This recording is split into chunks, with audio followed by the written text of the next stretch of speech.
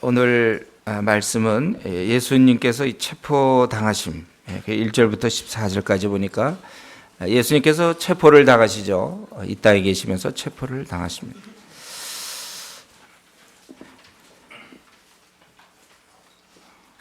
그런데 보통 경우 이제 체포를 당할 때는 본인이 원치 않고 도망 다니다가 어떻게 하다가 이제 걸려서 잡힌다든가 이제 이게 맞는 건데 오늘 본문에 보면 그런 것이 아니죠. 우리 주님께서 스스로 체포를 이끄셨다. 문법상 맞는지 모르겠지만 주님께서 스스로 체포를 당하려고 애쓰셨다. 이런 표현이 맞을지 모르겠어요. 왜냐하면 거기 보면 예수께서 이 말씀을 하시고 이제 쭉 그들을 위해서 지켜줄 것 얘기하고 또 저들을 위해서 기도하고 또 하나가 되게 해달라고 쭉 하시고 나서 제자들과 함께 기도로 시내 저편에 나가시니 거기 동산이 있는데 제자들과 함께 들어가시다. 거기는 예수께서 제자들과 가끔 모이시는 곳이므로 예수를 파는 유다도 그곳을 알더라. 유다가 잘 아는 곳으로 가시는 것. 우리가 아는 대로 그것은 감람산 기슭에 우리가 겟세마네 동산 그쪽일 것입니다. 그러니까 우리가 잘 아는 곳에 가는 것. 그래서 이제 잡히시겠다는 그런 의지가 있는 것이죠. 그리고 유다가 군대와 군대는 원래 로마 군대를 얘기하고 원래는 이제 600명으로 구성된 그 단위를 얘기합니다. 근데 우선은 정확히 몇 명이 왔는지 모르지만 제자들이 만약에 한 12명, 13 이렇다면은 그들을 잡으려면은 많은 사람을 보냈을 거라고 생각이 들어요. 뭐 한 50명쯤 왔는지, 100명쯤 왔는지, 편의상 한 100부장이 끌고 왔는지 그건 모르겠어요. 그래서 군대와 및 대제사장들과 바리새인들에게서 얻은 하속들을 데리고 또 등과 불을 비추고 또 횃불, 등과 횃불과 병기를 가지고 그리로 오는지라. 병기를 가지고 왔다는 것은 이제 무장해서 경우에 따라서 싸울 수도 있는 거고 이제 잡으러 오는 것이죠. 그런데 이렇게 오는 것을 예수님은 이미 다 알고 계셨다는 거죠. 4절에 예수께서 그 당할 일을 다 아시고 나아가 가라사대 너희가 누구를 찾느냐. 그들이 이렇게 잘 아는 장소에서 또 가고 그중에 이제 10몇 명이 이렇게 지낼 때도 아예 찾기 좋게 제자를 보내기 아니라 자신이 직접 나가서 누구를 찾느냐. 누구겠습니까? 누구겠어요? 저들이 대답하되 나사렛 예수. 진실하게 얘기해서 이들이 나사렛 예수다. 그때 주님께서 뭐라고 했습니까? 네로다 하시니라. 가라사대 네로다. 자신이다 이렇게 얘기하죠. 그를 파는 유다도 저와 함께 섰도다. 예수께서 저에게 네로라 하실 때 저희가 물러가서 땅에 엎드러지는도다. 여기 보면 아주 희한한 일이 있죠. 예수님이 나다. 그 얘기를 들었을 때 달려들었다 이렇게 돼야 되는데 어떻게 됐습니까? 저들이 물러가서 땅에 엎드러지는도다. 여러분 우리 오늘 이 본문에서 예수님이 이제 그 13절까지 이렇게 쭉 모습을 보면 크게 두 가지 모습이 아주 이렇게 드러나는데 첫 번째는 바로 이러한 권능자이심이 드러나는 거예요. 잡히실 때 잡히시지만 권능자인 것을 드러내십니다. 자신의 능력을 드러내는 거예요. 나다 이렇게 얘기할 때 이들 모두가 군대와 또 이 무리들이 하속들이 와가지고는 그 얘기를 듣는 순간 다 물러나서 엎드러져 버리는 거예요. 이 말씀 한마디. 너희는 하나님 아들을 잡을 수 없다는 거예요. 스스로 내어주지 않으면 저들의 권력, 이들이 무기를 아무리 많이 갖고 온들 소용없어요. 저들의 힘으로는 안 됩니다. 이 한마디 말씀으로 무수한 사람들이 그 군대가 무리가 엎드러지는 것이고 거기 보면은 5절에 보면 유다도 저희와 함께 섰다 그랬죠. 이걸 기록해놨어요. 유다도 저희와 함께 섰다. 그렇다면 6절에 저희가 물어 땅에 엎드러질다 할 때 유다는 어떻게 됐을까요? 같이 엎드러지는 거예요.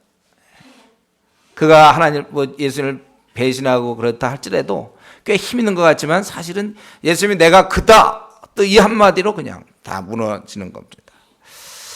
이런 주제에 어떻게 잡습니까? 말 한마디로 다 쓰러지는 사람들이 뭘 잡겠습니까? 안 된다는 거예요. 우리 주님은 스스로 힘이 있지만 그냥 자신을 내어주시는 겁니다. 피조물들이 아무리 연합한들 자기를 지은 신을 이길 수 없어요. 창조주를 이길 수 없습니다. 그분이 통치자세요. 그래서 우리가 여기서 6절까지 알아야 될 건 뭡니까? 예수님께서는 힘이 없어 당하는 것이 아니라는 사실이에요. 힘이 있지만 참는 거예요. 그 능력을 자신이 충분히 이렇게 할 수도 있지만 안 하는 거예요. 이 방법밖에 없으므로 스스로 결정하신 것입니다. 자신이 잡힐 것을 결정하시는 거예요. 이게 우리를 구원코자 하시는 계획의 일부였어요. 어쩔 수가 없어서 하신 것이 아니라 스스로 자신이 그것을 택하신 것입니다. 그것은 왜냐하면 우리가 알고 있죠. 우리를 위해서, 우리를 섬기시느라고 스스로 그를 택하신 겁니다. 우리가 주님께서 우리를 섬기실 때, 우리를 위해서 일하실 때 그것은 자발적이었던 거예요. 자발적으로 그렇게 하신 것입니다. 여러분, 우리가 여기서 한 가지 배울 것은 그거죠. 우리도 얼마든지 우리가 원하는 대로 할 수 있지만 주의 나라를 위해서, 또 어른 형제자매를 위해서 자발적으로 포기할 수 있는 것, 이게 우리 성도들이 가야 될 길인 것입니다. 우리가 얼마든지 우리도 놀 수 있지만 우리가 그것을 자발적으로 포기할 수 있어요. 우리도 얼마든지 남들처럼 늦게까지 게임도 하고 늦게까지 지낼 수 있지만 자발적으로 그것을 포기하고 일찍 자서 예배 시간에 졸지 않도록 자기가 그렇게 결심하고, 우리가 얼마든지 자기도 돈을 많이 모을 수 있지만 때로 어린 자들을 위해서 자기가 그런 것에 있어서 조심하고, 얼마든 자기도 머리 굴려서 자기 것 챙길 수 있지만 머리를 못 굴려서 자기 것을 챙기지 못하는 게 아니라 굴릴 수 있지만 안 굴리고 그냥 자기가 손해보고 이렇게 할 수 있는 것, 이 스스로 포기하는 것이 우리가 주님을 섬기는 모습입니다. 여러분, 주님 섬길 때 어쩔 수 없이 섬기는 게 아니라 자기가 스스로 결심하여 자기 것을 많이 포기하면서 섬기는 것. 우리 고린도전서에 보면, 고린도전서 9장에 보면 바울 사도의 모습을 볼 수 있어요. 고린도전서 9장 18절부터 22절까지 우리 신약 274쪽에 보면, 그런즉 내 상이 무엇이냐? 내가 복음을 전할 때 값없이 전하고 복음으로 인하여 내게 있는 권을 다 쓰지 않느냐는 이것이로다. 내가 모든 사람에게 자유하였으나 스스로 모든 사람에게 종이 된 것은 더 많은 사람을 얻고자 함이라. 유대인들에게는 내가 유대인과 같이 된 것은 유대인들을 얻고자 하며, 율법 아래 있는 자들에게는 내가 율법 아래 있지 아니하나 율법 아래 있는 자같이 된 것은 율법 아래 있는 자를 얻고자 하며, 율법 없는 자에게는 내가 하나님께는 율법 없는 자가 아니요 도리어 그리스도 율법 아래 있는 자나 율법 없는 자같이 된 것은 율법 없는 자들을 얻고자 함이라. 약한 자들에게는 내가 약한 자와 같이 된 것은 약한 자들을 얻고자 하며, 여러 사람에게 내가 여러 모양이 된 것은 아무쪼록 몇몇 사람들을 구원코자 함이니. 여기 보면은 바울 사도는 자기도 얼마든지 여러 가지 할 수 있어요. 돈도 벌을 수 있고 또 자기도 강한 모습을 보일 수도 있고 다 할 수 있지만, 그러나 자기가 여러 사람에게 여러 모양이 된 것은 아무쪼록 몇몇 사람들을 저들을 위하여 자기가 그렇게 했다는 것입니다. 우리도 놀 수 있어요. 우리도 꾀부릴 수 있습니다.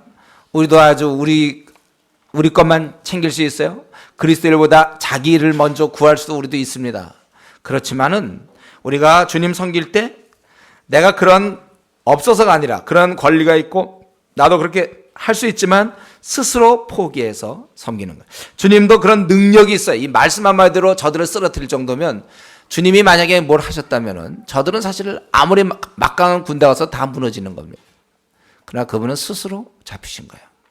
여러분, 이 시간에 내가 얼마든지 이렇게 할 수 있지만 그러나 내가 그렇게 하지 않는다, 이런 것이 여러분 있습니까? 주님을 위해서, 어린 자를 위해서. 우리는 그런 것이 많을수록 좋은 거예요. 내가 이것도 할 수 있고 이것도 할 수 있고 내가 이런 것도 할 수 있고 이러한 유익도 얻을 수 있지만 주님을 위해서 내가 기꺼이 포기한다. 때로 재정이 될 수 있겠고 시간이 될 수 있겠고 신경 쓰임이 될 수 있겠고, 우리 아마 대표적으로 우리 토요일 날, 남들은 금요일 날 저녁 때 놀러 가서 주일 날까지 이렇게 할 수 있지만, 그래서 가까운 데 가서 여행 가가지고 거기서 예배 드리지만 우리는 기꺼이 어쩌면 토요일 날 우리가 시간 드리는 거 이것도 하나의 나름대로 어린 자들을 위한 것이죠. 놀 수 있지만 못 놀기 때문에 움직이지도 못하기 때문에 여행 못 가는 게 아니라 할 수 있지만 안 가고 우리가 돌보고 내가 이렇게 하면 이것은 사람마다 다 다를 거예요. 나름대로 우리가 포기하는 것이 얼마나 나에게 있는가. 내가 도도한 존재지만 내가 얼마든지 종의 모습을 내가 갖출 수 있는 것이고 내가 사회적으로 잘 나갈 수도 있지만 또 내가 그것을 포기할 수도 있는 것이고 우리가 주님 앞에서 배워야 될 것은 바로 이 점입니다. 남을 위해서 기꺼이 우리가 이러한 삶을 사는 것. 주님도 이렇게 사셨다는 것. 또 한 가지 우리 주님의 모습에서 7절부터 11절까지 쭉 보니까 주님의 그런 또 한 가지 모습은 뭡니까? 아주 거기 한번 7절부터 보면 이에 다시 누구를 찾느냐고 물으신데 저희가 말하되 나사렛 예수를 하거늘 예수께서 대답하되 너에게 내로라 하였으니 나를 찾거든 이 사람들의 가는 것을 용납하라 하시니 이 사람들이라는 것은 제자들이죠. 너희가 지금 나사렛 예수를 찾느냐? 그럼 나다 이거예요. 그러니까 이 사람들의 가는 걸 용납하라. 그러니까 제자들이 도망갈 수 있었죠. 군대들이 왔는데 왜 못 잡겠습니까? 우리 성경에 보면 마가복음에 보면 이제 제자들이 이렇게 도망가지 않습니까? 그러나 이런 게 사실은 이러한 먼저의 이러한 타협이 있었기 때문에 나만 잡으면 된다. 나를 용납하라 하신 이는 아버지께서 내게 주신 자 중에서 하나도 잃지 아니하였사옵나이다 하신 말씀을 우리 주님께서 6장 39절이나 17장 12절에서도 주님이 그렇게 말씀하셨죠. 자기가 절대로 잃지 않겠다. 그 말씀을 응하게 하려 함이로라. 이전에 하셨던 주님이 이 지상에서 하셨던 그 말씀을 응하게 하려고 이렇게 했다는 것입니다.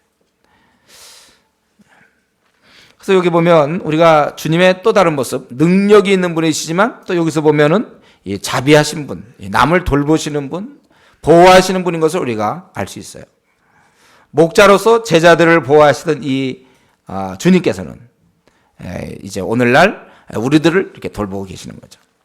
우리 여기서 한 가지 좀 생각해 볼 것은요.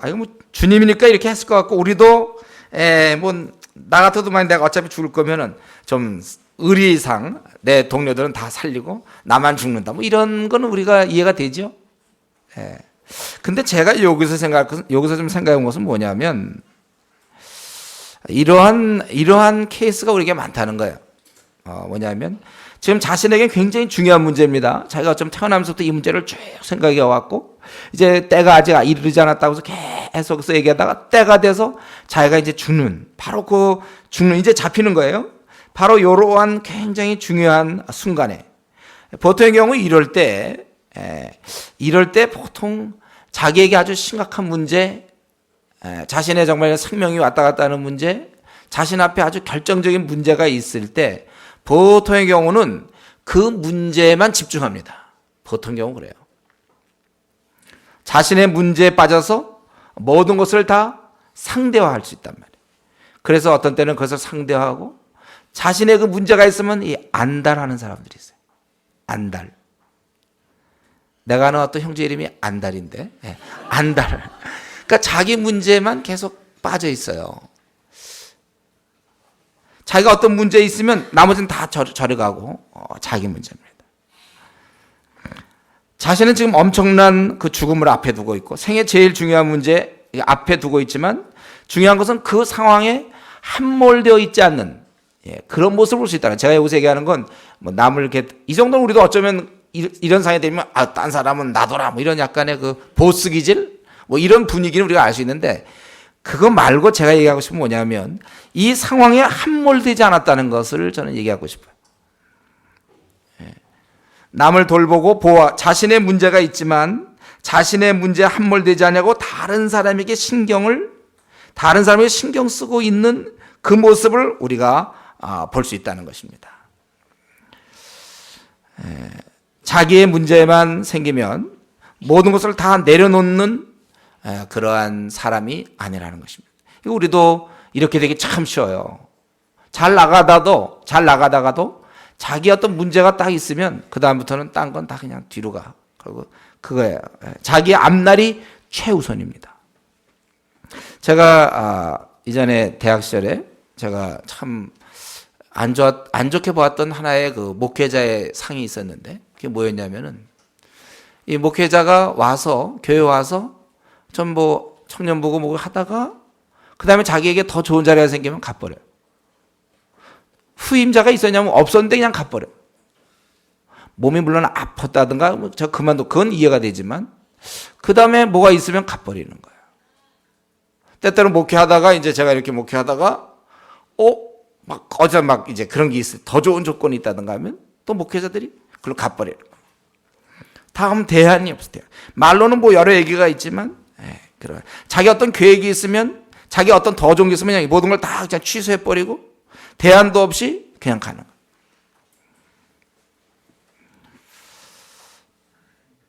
거예요. 참 안 좋은 거예요. 제가 그래서 그 대학 시절에 그걸 봤기 때문에 저런 식으로 내가 목회하지는 않겠다. 그래서 제가 원래 그 왜 대구에 남게 됐냐면 바로 그거예요. 대구에서 군 생활할 때 저는 제가 당연히 이제 군 생활 끝나면 서울로 올라올 거라고 생각을 했어요. 그러나 끝나고 보니까 그 돌볼 사람이 없어요. 그래서 제가 이제 그 대학 시절에 생각했던 그것이 떠올라서, 만약 그렇지 않았으면 나 제대했으니까 난 뭐 어쩔 수 없지 뭐. 그리고 서울로 그냥 올라올 수 있었지만, 그러면 이 사람들은 누가 돌보겠냐? 그럼 너는 지금까지 네가 돌보던 건 또 뭐냐? 지금까지 내가 돌보던 건 뭐예요? 그래서 제가 이거는 내가 남아야 되겠구나. 그래서 제가 그 결정하는데 시간이 약 5분 걸렸다고 그랬죠. 제가 대구에 약 5분간 결정해. 이건 뭐 너무나 명확하니까 그건 제가 있어야 되는 거예요. 그렇게. 당연히 있어야 되죠. 그리고 또 이제 대구에서 막 사역할 때 이제 한참 사역했는데 서울에서 연락이 왔어요. 이제 임기 끝났으니까 서울에 올라와라. 근데 제가 보니까 그때도 여전히 후계자가 없었어요. 후임자가 없었어요. 그래서 못 올라간다. 난 후임자 생길 때까지. 언제 생길지 저는 그건 기약할 수가 없어요.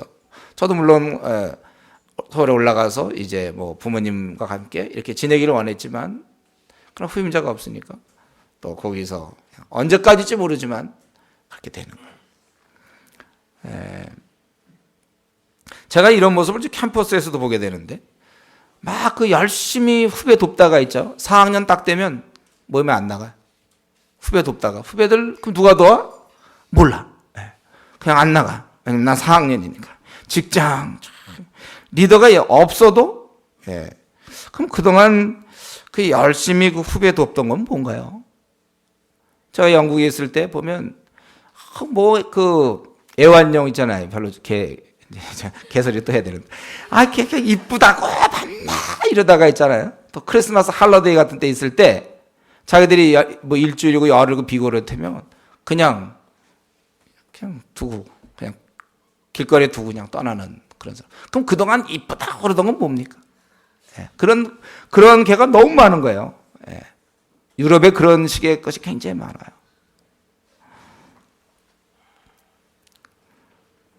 아직도 그것은 뭡니까? 이렇게 자기가 뭐 하다가, 우리가 물론 예를 들면 4학년 때 내가 뭐 돌볼 사람 없어서 나는 내 취직해야 된다. 그럼 물론 취직이 주님의 일이다. 이런 말들은 맞아요. 그렇지만 그것을 좀 늦게 할 수도 있는 거 아닙니까? 좀 떨어져서 1년 뒤에 하면 뭐가 문제가 되나요? 어린 자 돕다가 1년 늦어질 수도 있는 거에 좀 이렇게 살았으면 좋겠어요, 저는. 내가 뭐 학위를 끝낸다. 막 30세까지. 그 30세라는 건 누가 정한 겁니까? 32세에 끝낼 수도 있는 거고. 그러니까 이게 우리가 생각할 때, 부모들은 안 그래요. 부모들은 모든 걸 다 자녀 양육에 자기의 모든 걸 뭐 10년 늦출 수도 있고, 그들은 그렇게 할 수 있단 말이죠. 내가 기껏 돌보다가 내 계획이 있으면 그냥 내 계획대로 내가 돌보다가 뭐 유학을 가게 되면 유학 가버리고, 돌보는 사람 어떡합니까? 나도. 왜냐면 나에게 그런 내 앞날의 계획이 있고 내 미래가 있고 나의 이런 것들이 있다 할지라도 먼저 우선순위가 있어요. 그것은 자기가 하던 일 이런 것을 잘 감당하는 것, 이게 굉장히 중요한 것입니다. 여러분 그렇게 사십시오. 앞으로 남은 생 동안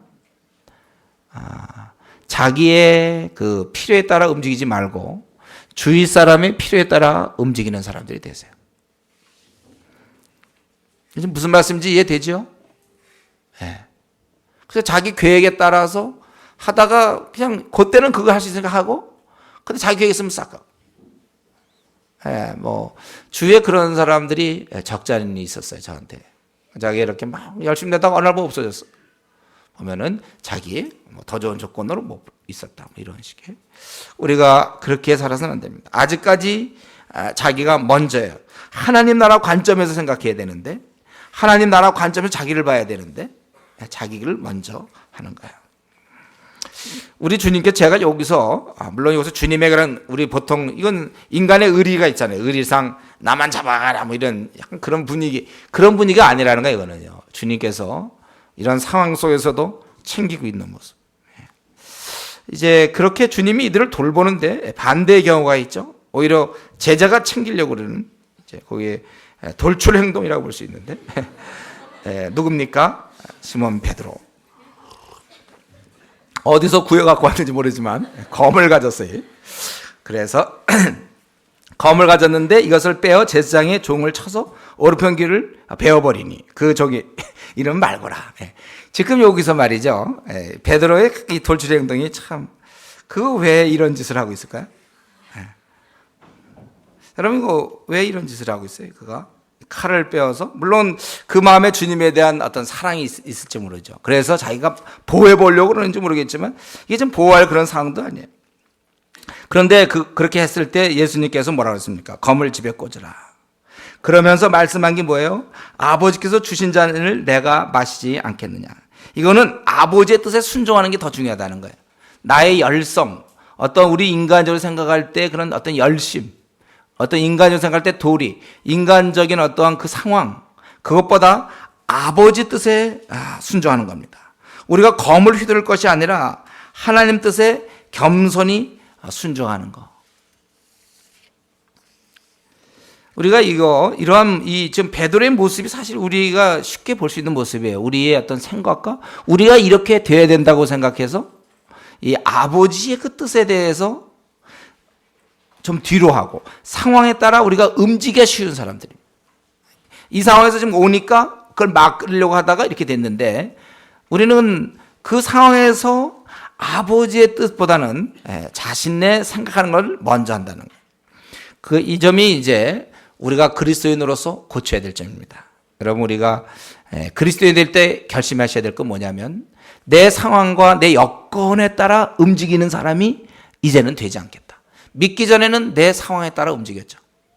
믿기 전에는 내가 내 상황에 따라, 내 여건에 따라서 이건 어쩔 수 없지 않습니까? 항상 거기에다가 그게 풀리면 이제 하나님 뜻에 순종하고, 그게 아니면 내가 상황에 따라 움직이는 거예요. 하나님 뜻이고 뭐보다 내 상황에 따라 움직이는 게 더 중요합니다. 믿기 전에는 내 상황에 따라 움직이는 거. 그러나 믿은 다음에는요, 내 상황이 이러하다 할지라도 뭘 주님이 원하시는가? 항상 우리의 질문이 돼야 돼요. 그것을 진짜 주님이 원하시는가? 내 결혼 문제라든가, 내 자녀 문제, 내 직장 문제, 승진 문제, 내 모든 문제에 있어서 항상 하나님께서 무엇을 원하는지, 그리고 그 뜻을 알고 맞추어 살아가는 것. 이게 우리에게, 저와 여러분, 오늘 우리 세례도 받고 학습도 받았지만 이제 이후로 상황에 따라 내가 밀리지 않겠다, 이 결심을 하셔야 돼. 보통의 경우는 상황에 따라 밀립니다. 이건 불신자일 땐 당연하죠. 그러나 성도가 되고 나서도 하나님의 뜻은 알지만 나는 이걸 원한다. 그래서 그거를 택하는, 이제 그것은 그리스도인의 자세가 아니에요. 그럼 왜 그리스도인이 되었습니까? 내 마음에 원하는 것 때문에, 하나님 원하는 게 뻔히 이것임에도 불구하고 내 원하는 대로 가는 것. 이게 바로 베드로가 했던 행동이에요. 그가 생각할 때 오니까 칼로. 그러나 여기에서는 그게 아니죠. 그거 잡혀야 되는 거예요. 이 베드로가 하나님의 섭리를 막을 수 없어요. 하나님께서 원하시는 것, 우리 주님은 그것을 잘 보고 계셨죠. 검을 집에 꽂으라. 아버지께서 주신 잔을 내가 마시지 아니하겠느냐? 이 말은 무슨 질문형인데, 마시지 아니하겠느냐? 그럴 때 뭐라고 그래야 돼? 마셔야 된다, 그거죠. 안 마셔도 됩니다, 그게 아니죠. 마셔야 된다. 마셔야 된다. 우리가 요걸 생각해야 돼요.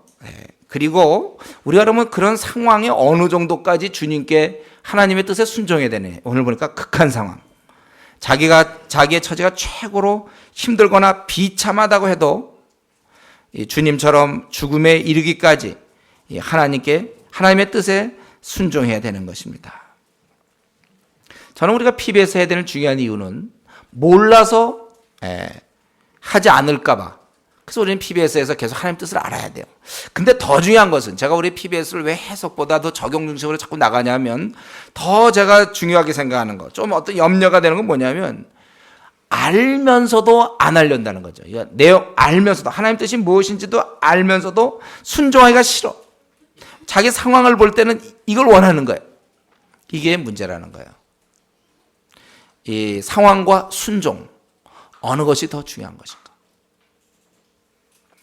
여러분 우리가 이 상황에 따라 흥분하거나 자기가 하고 싶은 대로 이렇게 칼을 휘두르는 것이 아니라 그분의 뜻에 맞추어서 복종해야 되는 것입니다. 이 부분이 우리가 얼마나 잘 훈련되어 있는지, 이 하나님의 주시는 잔을 마셔야 되는데 사실 이거야말로 온 인류를 구원하는 거 아닙니까? 이 엄청난 축복이죠. 만약 여기서 예수님 피하셨다면 그건 뭐예요? 지금 여기서 만약 베드로가 했던 행동은 사실 아무 의미가 없는 겁니다. 자기가 그래서 만약에 그 대산의 종을 쳐서 오른편 귀를 베어버렸다. 그래서 어떻게 하겠다는 거예요? 그래서 어떻게 하겠죠? 지금 많은 사람들 한 명 한 명씩 가서 베나? 그동안 자기 뭐 괜찮을까요? 그 어떻게 하려고 그러죠? 아니면 최소한도 저들의 적을 보고 자기네 그걸 봐야죠. 이들이 무슨 용사입니까? 아니면 특수부대원들인가? 뭐야 자기들이. 그 다음에 어떻게 하려는지 그 다음이 없어요. 뭐 어떻게 해보려고 하는지. 그러면 그 귀 하나 벤 거 가지고 군대들이 눈이 휘둥그레져 다 도망갈까요? 우와 여기 검사가 나타나 다 도망가. 제가 보기에는 아마 그냥 머리를 내리친 거 아닌가? 그러다가 귀를 자른 거 아닐까 싶어요. 제가 무슨 귀를 공격하는 사람이 있나? 그건 이상해 제가 보기에. 그만큼 이 사람이 그동안 혹시 고기들은 잡았지만 뭐 칼을 써봤겠습니까? 주님 쫓아다니면서 3년간 무술을 연마했나요? 그건 안 되는 거라고요. 근데 이렇게 좀 어이없는 생활이 많아요. 우리가 사실 주님의 뜻을 불순종할 때 상황에 따라 어쩔 수 없다고 얘기하는 것들 가만히 보면 아주 대책이 없어요. 그렇게 해서는 안 되게 돼 있단 말이죠. 그렇게 그가 움직여서는 안 되는 거예요. 그의 앞날도 안 되고 그의 가정도 안 되고 그의 삶의 열매도 없고 뭐 아무것도 없는데 그게 안 보여. 주님의 말씀에 불순종할 때 이게 안 보여. 그러니까 상황만 크게 보여요. 상황만 크게 보여요. 이런 아무런 대안이 없는 삶. 이게 사실은 진짜 여기서 중요한 것은 아버지께서 주시는 잔을 마셔야 되는 거예요. 이게 온 인류를 구하는 것이고 베드로는 여기 협조했어야지 원래. 예수님은 죽게 내버려둬야 돼 사실은. 그래서 주님이 보호하시는 거고. 그런 거 아무것도 모르고 그렇게 했다는 것입니다. 우리가 사실은 이 나름대로의 상황이 좀 긴박하고 좀 어쩔 수 없기 때문에 이런 말들 통하지 않습니다. 어쩔 수 없는 거 없어. 하나님 앞에서는 이 상황에서 하나님 내가 어쩔 수 없어 주님의 뜻은 이거지만 주님의 뜻은 이겁니다. 압니다. 알아요. 그렇지만 어쩔 수가 없습니다. 이거는 이제 불신앙이에요. 아주 극치입니다. 불신앙의 극치. 어쩔 수가 없다. 하나님을 어떻게 보고 있는 거예요? 선한 목자서 우리를 이끌는 중인데 하나님이 이끌면 다양하다가도 자기가 상황을 보고 어쩔 수가 없다. 불신앙입니다. 믿기 전의 모습이에요. 아직도 우리가 신앙 갖고도 아직도 믿기 전의 모습을 유지하는 사람들이 있어요. 상황이 이러니까 어쩔 수가 없다. 우리는 그러면 안 되고 그의 나라와 그의 일을 먼저 구하며 순종하며 살아가야 됩니다. 우리 요셉이 타협치 않고 그가 감옥에 가기까지 그는 정말 타협하지 않지 않았습니까? 상황이 그렇기 때문에 어쩔 수 없다고 얘기하지 않았어요. 다윗도 생각해 볼 때 사울을 죽일 수 있는 기회가 있을 때 사울을 살린다는 것은 자기를 따르던 600명, 400명 이런 사람들에 대한 항상 목숨이 위험한 그런 상황. 그런 가운데서 그가 이건 어쩔 수 없다. 죽여야지. 왜냐하면 다른 사람과 분위기와 이러다 내가 오히려 죽을지 모르겠다. 그렇지만은 어쩔 수 없다는 건 통하지 않았어요. 우리가 항상 어쩌면 우리가 매일매일 하면 수십 수백 건의 어떤 결정 사항들이 있어야 될지 몰라요. 우리는 결단해야 될지 몰라요. 어떤 큰 문제뿐만 아니라 작은 문제를 매 순간순간 이렇게 결정할지 모를 때, 그럴 때 우리가 항상 아버지께서 주신 잔, 그걸 생각해야 됩니다. 그리고 나서 우리 이제 주님은 그대로 그 잔을 마시죠. 그래서 결국은 결박당하는 거예요. 자기의 말 한마디도 다 쓰러뜨릴 수 있는 사람들이지만 저들에게 결박을 당해서, 그래서 안나스에 끌고 가니, 안나스는 그의 대제사장인 가야바의 장이라. 이 안나스도 이전에 대제사장이었고 이제는 그 사위였던 이 가야바, 그 아들들이 재상하다가 이제 사위인 가야바에게 넘어갑니다. 그가 대제사장 가야바의 이제 장인이었어요. 장인이었다. 근데 이 가야바는 또 누군가? 그 당시 대제사장은 누군가? 바로 유대인들에게 한 사람이 죽는 것이 유익하다고 권고하던 자. 이제 주님이 이런 자한테 걸렸으니까 공평한 재판을 받겠습니까? 이제 죽을 수밖에 없는 거죠. 이걸 신념으로 내세우는 바로 그 대제사장. 근데 왜 주님이 왜 안나스에게 끌려갑니까? 이게 불법이죠. 갈 이유도 없고.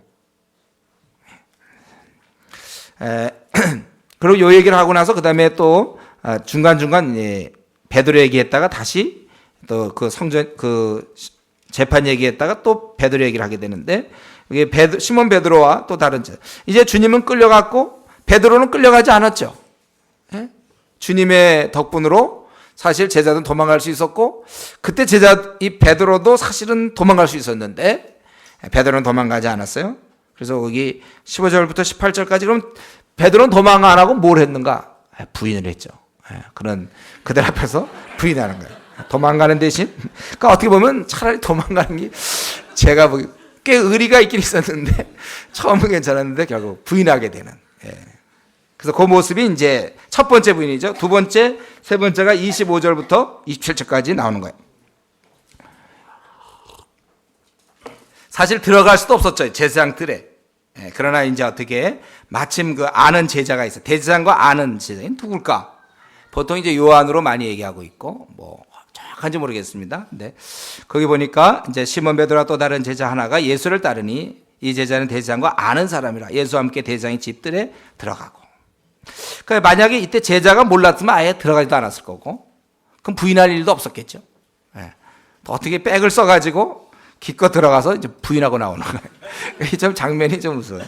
그만큼 이제 잘 준비가 안 된 거죠, 제자들이. 그때 이제 문 지키는 여종이 너도 그 제자 중 하나가 아니냐? 이럴 때 베드로가 나는 아니라. 나는 아니다. 그럼 누구냐? 모르죠. 나는 아니다. 어쨌든 결국 부인하는 거예요. 이전에 큰 소리 쳤지만 허약한 모습을 드러내요. 그리고 함께 숯불을 쬐다, 이런 얘기가 나옵니다. 여기 보니까 첫 번째로 베드로가 참 유감스럽게도 자기의 그 스승 예수님을 부인하는 장면이 나와요. 그리고 예수님은 어땠습니까? 19절부터 24절까지 보면 그가 비록 현재는 대제사장이 아니지만 과거의 대제사장이었기 때문에 아마 여기서 대제사장이라고 부르는 것 같아요. 그 안나스에 대해서 그가 예수에게 그의 제자들과 그의 교훈에 대한 물으니, 그러니까 이거는 원래 그가 무슨 거짓 선자나 되는 듯이 또 그 조직에 대해서 묻는 거죠. 그의 제자들과 그의 교훈에 대해서 물으니. 이것은 좀 불법이에요. 원래는 뭡니까?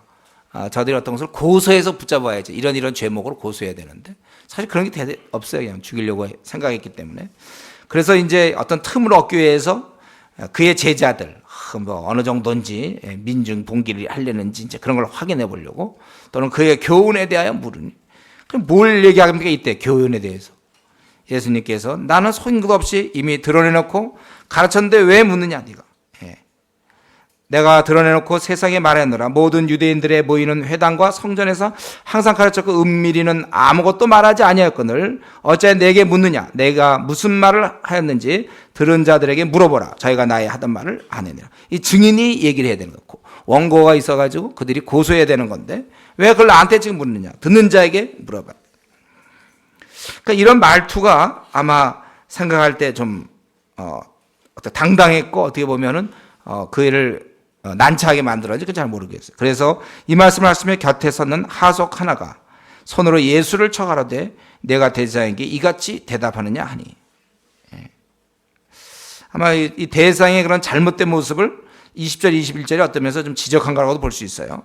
당당히 지적한 것이고, 그리고 이 하속은 진짜 이 시대 진짜 대제사장이 누군지를 모르고, 사실은 유일한 대제사장은 사실 예수님 아닙니까? 오히려 때리는 것도 불법에 아직 그가 어떤 형도 없는데 어떤 이 정죄함도 없는데 그가 때리고 또 인간 대제사장에게 굴복하라고 그러면, 그럴 때 예수님은 거기 뭐라고 그랬습니까? 23절에 이것에 대해서 문제를 삼는 거죠.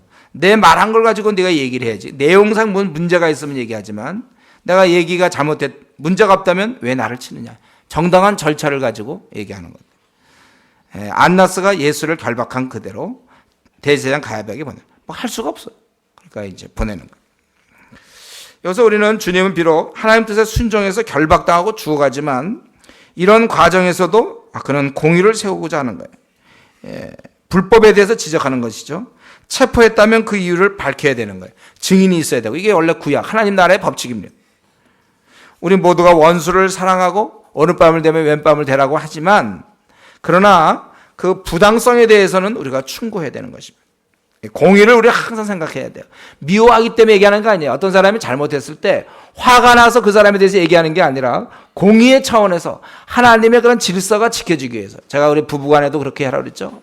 어떤 것이 화가 났을 때 그걸 자기가 막 미워서 얘기하는 것이 아니고, 부부 사이에는 그러면 안 되니까 자기가 그런 어떤 문제를 제기해야 되고, 이 공의의 차원에서 여러분들이 얘기할 수 있어야 돼요. 때때로 우리 목사가 잘못할 수 있죠. 목사의 실수가 있겠고 부족한 점이 있을 거예요. 그런 걸 미워서 있잖아요. 가서 괴롭히려고 직선적으로 꽉 가서 있잖아요. 목사를 괴롭히려고. 이러지 말고 공의의 차원에서 하나님의 교회인데 잘못될까 봐. 목사가 저러면 잘못되니까. 목사님 이거 아닙니까? 얼마든지 미워하지 않고 얘기할 수 있어요. 공동체에서도 마찬가지입니다. 소그룹에서도 마찬가지예요. 조장이 어떤 경우 굉장히 부당하게 한단 말이죠. 그럴 때 화가 날 수 있어요. 그래서 화를 풀어야 돼. 화 풀어야 되겠다라고요.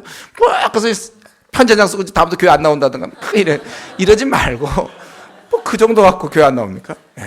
그래서 이제 조장이 이런 거에 대해서 나는 이렇게 생각한다. 이렇게 좀 여러분 이런 이제 우리가 기술을 연마해야 될 거예요. 물론 이제 해도 안 되는 사람이야 이제 어떻게 할 수가 없지만은, 이제 그럴 때는 이제 질서상 목사에게 그런 얘기를 한다든가 찾아. 고자질하는 걸로 생각합니까 그게? 고자질이 아니에요. 주의 나라를 생각하기 때문에 공의의 측면에서 얘기를 해야 되는 거예요. 그게 이제 성숙한 자죠. 미성숙한 자는 이제 그런 걸 고자질 이렇게 생각해. 지금 우리가 뭐 게임하고 있습니까? 하나님 나라가 확장돼야 되기 때문에, 우리 하나님 나라가 온전해져야 되기 때문에 그 조장을 온전하게 만들기 위해서 조장의 이런 면이 자기 눈엔 보이는데 조장은 못 보고 있어요. 자기 눈엔 보이는데. 그렇다면 사랑으로 자기가 권면할 것이고, 안 될 때는 오히려 얘기해보면 더 화를 낼 조장이 있을 수 있잖아요. 그게 바로 그 형제의, 예를 들면 그 자매의 약점이라고 보세요. 조장이 이런 얘기했다간 화를 내는 자매고 형제다. 그럼 이거 얘기하면 또 화를 내고 또 싸울 거란 말이죠. 그럴 때는 이제 목사한테 얘기한다든가 뭐 이런 식으로, 회사에서나 또 우리가 어디서나 내가 1대1로 했을 때 안 풀리면 그 위에 권이 거기다 얘기해서 풀 수 있도록 한다든가. 집안에서도 그렇잖아요. 우리 뭐 남매나 아니면 형제들끼리 자꾸 뭐 서로 누가 옳으냐 그러냐 할 때 부모님께 얘기를 해야죠. 부모님 듣고 야 그거 네가 잘못했다, 뭐 이렇게 얘기할 수 있는 거예요. 우리가 그런 것이 필요합니다. 그래서 누구랑 이렇게 문제가 좀 자기 있을 때 그게 자꾸 자기 마음을 괴롭히면 공의를 세우겠다는 의미로 얘기하되, 그래서 상대방이 너무 받아줄 준비가 안 돼 있고 이럴 때는 더 위의 권위의 질서상에 그럴 때 이제 부탁을 해서 그걸 해결할 수 있도록 한다든가 그렇게 해야 돼요. 부부간에도 마찬가지죠. 우리 보면 이제 부부들 아직 어리니까 여러분 부부간에 문제 자꾸 생기면 저한테 오세요. 제가 들어보고서 아주 그냥 현명하게 결정해 줄 테니까 오세요. 와서. 아니면 데이트 중에도 좋아요. 형제가 너무 이런다면 자매가 뭐 이런다든가 할 때 괜히 그거 갖고 자꾸 싸움 날 것 같으면 오세요. 처음에 몇 번만 도와주면 그런 원칙으로 다음부터는 맞춰 나갈 수가 있는 거예요. 우리 주님은 사실은 이건 뭐 그냥 이왕 죽는 마당에 뭐 때리든 말 그냥 하고 야 빨리 죽어가라고서 죽으면 돼. 그러나 그게 아니에요. 우리 주님은 이러한 것 하나하나가 참 이 주님다운 모습이죠. 공의를 세우고 잘못을 지적. 아마 그러니까 이 안나스가 결국 보낸 것 같아요. 자기가 할 일도 아니고. 예. 우리는 여기서 다시 한 가지 더, 우리 주님은 이런 부당한 대우를 뭐 앞으로도 계속 받지만 이렇게 받는단 말이죠. 종교 지도자들에게 미움을 받고, 이제 후에 계속 읽어보면 이제 무리들이 많이 배척하게 되죠. 또 여기 하소에게 정당한 얘기를 했지만 맞기도 하고, 불법적인 재판을 받고, 사실 재판 가지도 않은 재판이고 왜 안 나서고 왜 불러가지고 지금 여기 있다 가는 건지 모르겠어요. 자기가 옛날 대제사장인 것을 알려주려고 그러나? 순서상 그렇게 해야 되는 건가요? 이게 다 주님이 부당한 것을 당하시는 건 바로 우리 때문에 겪는다는 것이죠. 저는 늘 이런 말씀 볼 때마다 참 우리 위로가 돼요. 우리 이런 구절 많이 봤죠? 우리 예수님이 억울하게 부당한 대우를 받으시는 거. 우리가 왜냐하면 특별히 주님의 일을 하는 저와 여러분들은요, 우리가 남을 위해 살려고 그럴 때 참 억울한 일을 많이 당해요. 오해를 많이, 그 문제에 내가 가만히 있으면 뭐 나한테 욕 들어올 게 없는데, 그러나 그 문제를 잘 해결하려고 끼어들었다가 또 우리가 어려움도 당하고 오해도 당하고, 그 사람을 위해서 하다 보면 참 이게 고쳐줘야 되니까, 잘 받아들이면 다행이지만 그렇지 않을 때는 부당한 대우를 받고 배척을 받을 수 있고 괜히 미움도 받기도 합니다. 그러나 우리가 이 시간에 다시 한번 기억할 건 뭐예요? 우리 주님도 이렇게 당하셨다. 이거 참, 주님도 당하셨다는 게 얼마나 위로가 되는지 몰라요. 특별히 여기 조장들 말이죠. 조원들 섬길 때 사실은 좋은 의미로 그를 위해서 했는데 뭐 간섭이 왜 나에 간섭합니까? 뭐 이런다든가, 기껏 정성스럽게 문자 보냈는데 받지도 않는다든가 뭐 이런 거 있잖아요. 내가 왜 그 사람한테 문자를 보내야 되고 그 사람한테 내가 거부당해야 됩니까? 내가 왜 배척받아야 된다? 그 사람보다 더 공부했고 내가 그 사람보다 더 한데 내가 왜 그 사람한테 그래야 되는 거예요? 나는 왜 항상 이 낮은 자세로 들어가야 됩니까? 그러나 뭐예요? 우리 그리스도께서 이런 식으로 보여줬어요. 주님을 이렇게 섬기려 할 때 고난받고 부당한 대우 받는 거예요. 여러분, 그래서 제가 이럴 때 늘 얘기했죠. 속상해하는 건 좋아요. 그러나 너무 속상해하지 말자 그랬죠. 속상해 그럴 때 아유 참 속상해. 아니, 뭐라고 그러나 순간적으로 나도 몰라 이러고 싶을 때가 있죠. 내가 뭐라고 나만 밤낮 이렇게 당해야 되나? 그러고 싶지만, 속상하지만 조금 속상해거는 인간인서 어쩔 수 없는데, 그러나 어떻게 하라고요? 너무 속상해하지 마세요. 약간만 속상하세요. 빨리. 참 속상해. 거기까지만 끝내세요. 너무 막 속상해하고 막 잠 못 이루지 마세요. 우리 이 땅에서 주님이 이 땅에서 우리를 섬길 때 어려움도 많이 당하시고 박해와 미움은 기본이었습니다. 기본으로 미움 받으셨어요. 당연한 거예요. 그러니까 주인도 당했는데 종인 우리야 어떻겠는가. 그래서 여러분이 앞으로 남은 생 40년, 30년, 20년, 얼마 50년 모르겠지만, 또 이제 우리 학습도 받고 세례도 받고 입교도 했고 또 이미 받았던 분들, 이제 주님의 따르기로 결심한 여러분들, 우리가 주님 섬기려 할 때 정말 MA 고난받는 것을 항상 기억하십시오. MA 따져보면 너무 말이 안 되는데 당하는 거예요. 그냥 당하세요. 좀 우리가 이렇게 살아야 돼요. 재정적으로도 손해보고 시간적으로도 손해보고 또 관여해가지고 또 괜히 안 좋은 얘기 듣게 되고, 그러나 그 사람을 위해서 우리가 바른 얘기를 할 수 있어야죠. 그런 얘기 했다가 미움받고 관계가 서먹서먹해지고 할 수 없어요. 주님도 다 그렇게 사셨습니다. 여기서 이 바른 말 안 하고 그냥 가만히 있었으면 이 하속한테 안 맞을 뻔했는데, 얻어맞는 얼마나 이게 참 창피한 일입니까? 기분 나쁜 일이에요 이게. 누구한테 얻어맞는다고 생각하면 또 언어적으로 또 그렇게 우리가 시달릴 수도 있는 거죠. 배쳐가는 그런 태도들. 그래서 우리가 주인도 상전이 당했는데 종인 우리가 어떻게 당하지 않겠습니까? 이것을 우리가 사실 근데 이 시간에는요, 그렇지, 그래야지. 아마 여기 뭐 캠퍼스 리더라든가 또는 뭐 조장이라든가 좀 나름대로 일을 한 사람들은 이런 거 할 때 동의할 수 있는데, 문제는 여기에 영적 건망적이 사단이 우리에게 주는 것 중에 하나 그거예요. 그래서 까먹어요. 어느 순간엔 또 나만 왜 이렇게 당해야 되나? 이제 요 생각하죠. 왜? 나만 왜 밤낮 이렇게 돈 써야 되고, 밤낮 나는 시간 뺏겨야 되고, 나는 왜 밤낮 이렇게 당해야 되나? 남들은 다 자기 거 챙기는데 왜 나만 굳이 그 사람한테 미운 소리 들어야 되는가? 나만 안 좋은 소리 들어야 되고. 나만 왜 오해당해야 되는가? 근데 진짜 오해하지 마세요. 뭐냐면 자기의 비성숙으로 가 괜히 저돌적으로 들어가가지고 돕는다고. 예, 자기가 잘못해서 오해받는 수는 물론 있어요. 그러니까 그런 건 조심해야 되지만, 그러나 우리 주님처럼 잘해도 받는 것이 바로 이 땅이라는 거예요. 여러분들이 남을 위해 사는 분 아닙니까? 우리가 이럴 때는 이러한 것을 우리가 각오해야 된다. 이제 우리 베드로가 계속해서 25절에서 27절까지 주님은 이러고 계시고 또 베드로는 계속 부인하고 있고, 그거예요. 25절부터 27절, 불쬐는 중에 사람들이 너도 그 제자 중에 하나가 아니냐. 불을 쬐니까 이게 좀 밝겠죠, 그렇죠? 얼굴이 보이겠죠. 이때 사실은 베드로는 추울망정 불을 쬐면 안 됐죠. 어디 구석에 숨거나 멀리서 지켜내야 되는데 불을 쬐니까 아마 비쳤을 것 같아요, 제가 생각할 때. 그래서 너도 그 제자 중 하나가 아니냐. 이 사람들 곳곳에 예수님이 워낙 유명했고 많이 본 거죠. 그러니까 베드로가 뭐라 했습니까? 부인하여 가로되 나는 아니다. 또 나는 아니다. 근데 이제 결정적인 사람이 나타나요. 누굽니까? 대제사장의 종. 아까 그 괜히 칼 써가지고 있잖아요. 그 오른쪽 귀 하여튼 말고에 보니까 어떻게 돼요? 거기 보니까 그 버리운 베드로의 귀를 베어 버리운 사람의 일가라. 그 사람과 연결된 그 사람에게 대제사장의 종 하나가 또 누가 참 세상은 좁은 거죠. 자기가 오른쪽 귀 떨어뜨렸는데 그 사람의 친척이 될지 아니면 가족이 이렇게 될지 모르는 사람이 하필 대제사장의 종의 하나란 말이에요. 그러니까 그 사람은 알아요. 그리고 그때 갔던 사람이에요. 그러니까 내가 그 사람과 함께 동산에 있던 것을 내가 보지 아니하였느냐? 봤다는 거죠. 내가 봤다. 너 그때 있지 않았느냐? 자기의 그 친척, 가족 이런 자를 귀를 떨어뜨렸던 그 모습을 생생히 봤단 말이죠. 그럴 때 베드로가 또 부인했다. 그래서 닭이 울다. 사실 우리 베드로의 부인에 대해서 우리가 익숙한 거죠. 이거에 대해서 우리가 뭐 여러 얘기할 수 있을 거예요. 그러나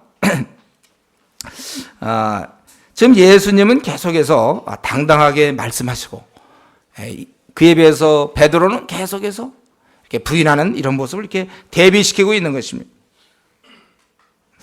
예수님은 할 말씀을 다 하시는 데 비해서 베드로는 할 말은커녕 오히려 하면 안 될 말을 하고 있는 거예요.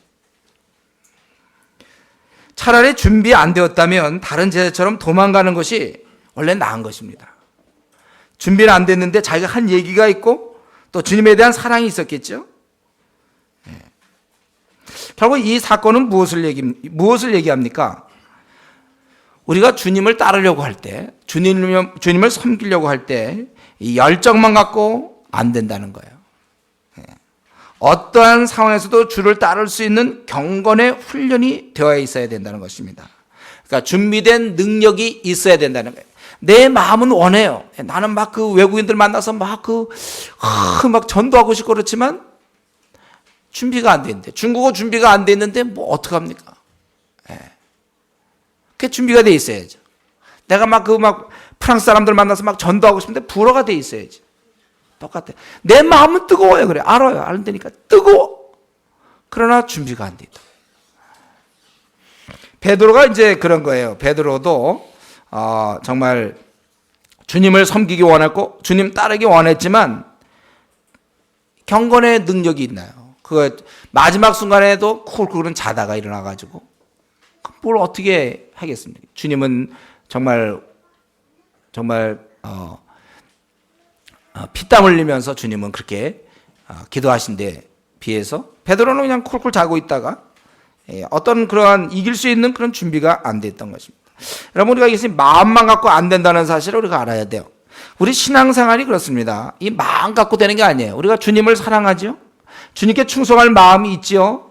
그렇다고 해서 되는 것이 아니라니까요. 마음은 있어도 내가 이 실제적으로 훈련이 안 됐으면 안 되는 거예요. 나 빨리 달리고 싶죠. 축구 선수들도 왜 이렇게 열심히 운동합니까? 마음의 골을 넣고 싶죠. 그러나 그런 기술을 준비하고 있어야죠. 빨리 달릴 수 있는 그런 것과 능력이 있어야 되고 기술이 있을 때 그 겸비돼서 하는 것이지 마음만 갖고 되는 게 아니에요. 때때로 우리가 이러한 마음 갖고 버티려고 하는 경우가 많이 있어요. 우리에게. 예를 들면 우리가 결혼도 마찬가지잖아요. 결혼 생활도 두 사람이 성령 충만하지 않으면 이게 아름다운 결혼에 올라갈 수가 없어요. 이게 어떤 부부 참 행복하게 산다. 참 이게 사랑이 있고 정말 둘이 이렇게 화목하고 참 뭐 인고 부부다. 이게 뭐 그냥 마음만 있으면 됩니까? 그러면 인고 부부 되려고 마음만 먹으면 됩니까? 그럼 결혼식 할 때 인고 부부 안 되려고 무슨 뭐 자기는 절대 인고 부부가 되지 말아야 되겠다. 예? 그렇게 했기 때문에 그 사람들이 인고 부부가 안 됩니까? 원래 다 인고 부부를 생각하고 선물 중에도 뭐 인고 같은 거 이렇게 선물도 받고 그러지 않습니까? 그런 거 아무리 뭐 100마리 갖다 놔도 소용없어요. 준비 안 돼 있으면 소용없다니까요. 그것도 성령 충만해서 상대방의 허물을 용납할 정도의 준비가 되어 있어야지. 그런 성령, 내면의 준비 하나도 안 없고 외면의 준비만 돼 있으면, 결혼식에 있으면 서약할 때 사랑합니다. 예, 그런 거 고백한들 자기도 물론 사랑하려고 하지요. 근데 안 되는 걸 어떡하냔 말이에요. 신앙생활도 마찬가지예요. 신앙에도 이런 거 우리 요즘 뭐 무인 우주선이라든가 막 이렇게 쏘올리지 않습니까? 미국에서도 뭐 이렇게 뭐 이제 쏘올리고 이제 뭐 중국도 그렇게 하고 막 할 때 보면 이게 올라가다가 그다음 어느 수점에서 다 2단계 또 추진 발사가 있어요. 그래서 또 올라가고 계속 또 올라가고, 그게 올라갈 수 있도록 그 특수 뭐 이게 다 돼 있는 거지. 마음으로만 다른 나라에 한번 해보고 싶다. 그래서 그냥 아무나 쏴서 올라갑니까? 그게? 그건 안 되는 거예요. 그러한 어떤 그 단계가 있어요. 그렇게 할 수 있는 고도의 이런 게 있단 말이죠. 태권도도 그렇고, 태권도 흰 띠와 검은 띠와의 차이가 있는 거예요. 이런 단계가 있는 거예요. 그러니까 여기서 알 수 있는 건 뭐냐면, 베드로가 갈 수 있는 거는 여기까지였어요. 그는 결국 부인할 수밖에 없는, 경건의 깊이가 주님과 베드로가 차이가 나는 것입니다. 여러분, 우리 신앙에도 마찬가지예요. 신앙도 우리가 잘하려는 마음들이 있죠. 그런데 어떤 사람은 겨우 있잖아요. 보면은 같은 성도라도 겨우 예배나 그냥 가까스로 참석하는 사람이 있어요. 그래서 어떤 때는 또 빠지기도 하고. 그래서 우리 신앙의 단계를 보면 어떤 사람이 예배 겨우 오는 사람, 아니면 또 아직도 그 예배 또 어떤 때 왔다가 또 전화 걸어오지 않으면 또 안 오고, 뭐 이런 단계가 있단 말이에요. 근데 이미 예배는 기본적으로 오는 것 정도로 이제 올라간 사람이 있어요. 이제 이 사람의 문제는 뭐냐면 지각이냐 아니냐, 이제 밤낮 이 문제죠. 지각을 하느냐 안 하느냐. 밤낮 이제 그거 이미 어느 단계 오면 지각 같은 건 안 하는 단계가 있어요. 딱 그렇게. 예를 들면 콰이트 타임 같은 것도 마찬가지입니다. 아직도 콰이트 타임이 들쑥날쑥 뭐 일주일에 2번 빼먹었다, 1번 빼먹었다. 아예 물론 이럴 수 있죠. 아예 안 하는 사람도 있을까, 콰이트 타임을. 그건 이제 말할 거 없고, 하더라도 또 아직도 이렇게 빼먹는 단계가 있어요. 빨리 그 이상을 올라가야 돼. 빼먹는 게 없어야죠. PBS도 마찬가지예요. PBS도 우리가 따져볼 때, 이걸 제대로 못하는 경우, 아직도 들쑥날쑥 있습니까? PBS. 어느 때 해오다가, 또 어느 때 안 해오다가, 해오다 안 하다. 그런 단계를 우리가 벌써, 그러니까 이게 다 연마가 돼 있을 때, 그런 게 다 돼서, 당연히 해오되, 이제 어느 정도 깊이를 갖고 하느냐. 이제 이런 정도의 차이가 있어야지. 또 하느냐, 안 하느냐, 이 원초적인 아주 그 기본선에서 헤매고는 안 되는 거예요. 또 같은 교회를 다녀도 아직 전도할 수 있는 사람이 있고, 전도 아직 못하는 단계가 있어요. 그러니까 우리가 속히 전도하는 단계로 가고, 전도해서 이제 그 사람을 붙잡느냐 못 붙잡느냐 뭐 이런 게 되겠죠. 아직도 선교 문제도 마찬가지죠. 선교 문제 아무것도 아닌 사람이 있고, 아직도 선교하면 두려운 사람이 있어요. 이게 정도에 따라. 그러니까 우리 지금 한국 교회를 들여다볼 때 성도 중에 이런 아주 기본 문제를 헤매는 사람들이 있다니까. 술을 못 끊는 사람, 술을 끊느냐 못 끊느냐 갖고 담배와 술 때문에 헤매고 있는 사람이 있어요. 아직 그런 가장 기본, 목숨도 주님 앞에 내놓으면서 그거. 요즘에 이제 청년들 같은 경우는 이제 게임 같은 거, 이것 때문에 또 주일날 지각한다든가 뭐 이런 이 단계가 있는데, 우리는 어떻습니까? 우리가 이 깊은 단계에 들어가야 돼요. 이제 그런 거, 뭐 콰이타임을 빼먹는다. 우리가 이제 즐기는 단계로 빨리 가야 되겠죠. 우리가 콰이타임을 즐기고, 기도를 즐기며, 전도를 즐기고, 이 즐기는 단계. 축구도 처음 해볼 때는요, 우리 이전에는 우리 여성들은 축구 옛날엔 싫어했어요. 잘 봐도 재미도 없다 그랬는데, 하여튼 월드컵 거치면서 하면서 다 재밌다 그러잖아요. 이제는 그 즐기는 단계로 가야 돼요. 즐기는 단계. 베드로는 지금 요 정도 단계라는 거죠. 자기가 그런 목숨 앞에서 부인할 수밖에 없는 단계. 이게 다 같이 교회를 다녀도 아직도 콰이트하면서 헤매고 있는 사람, 기도를 이렇게 헤매고 있는 사람, 또 PBS를 아직도 제대로 이렇게 정착을 못한 사람, 마지못해 하는 사람, 아니면 그걸 즐기는 사람, 또 이 전도도 마찬가지로 이거 즐기는 사람, 아니면 마지못해 나가는 사람, 아니면 안 나가는 사람, 아니면 한 번 갔다가 한 번 빠지고 한 번 갔다가 한 번 빠지는 사람, 여러 종류가 있어요. 기도도 마찬가지. 자가 뜻을 정해 몇 시부터 몇 시까지 기도하겠다면 그걸 쭉 가서 즐기는 사람이 있는 반면에, 그거를 못 지키는 사람, 아예 그런 것도 시도도 안 하는 사람, 여러 종류가 있단 말이에요. 여러분, 우리가 주님 따르기 원한다면 경건의 연습을 하십시오, 여러분들. 훈련을 하셔야 돼요. 깊이가 있어야 돼요. 그래서 우리는 어떤 단계냐면 하지 않으면 견딜 수 없는 단계로, 즐기는 단계로, 모든 것을 우리가 즐길 수 있도록 나그네길에서, 그래야 재밌는 거예요. 콰이트타임 같은 거 이걸로 안 하면 우리가 어떡할 건가?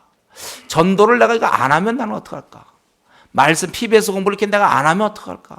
그럼 아주 영혼이 굉장히 갈급함을 느낄 수 있는, 한번 이 시간 자기 자신을 생각해 보세요. 자기가 지금 어느 정도 와 있는가? 주님을 섬길 때 자기는 이제 최소한 주일날 예배 오는 단계, 이런 거는 콰이트타임 하는 단계, PBS 이런 거는 뭐 일정하고, 전도 정도는 이제 되고, 이제 그런 걸 바탕으로 그 다음 단계 가는 거예요. 아직도 그 밑바닥에서 우리가 흔들리는 그런 어린 자가 되지 않도록 여러분 기도하셔야 될 것입니다. 여기서 이 베드로가 보여준 건 바로 그거예요. 한 이 정도.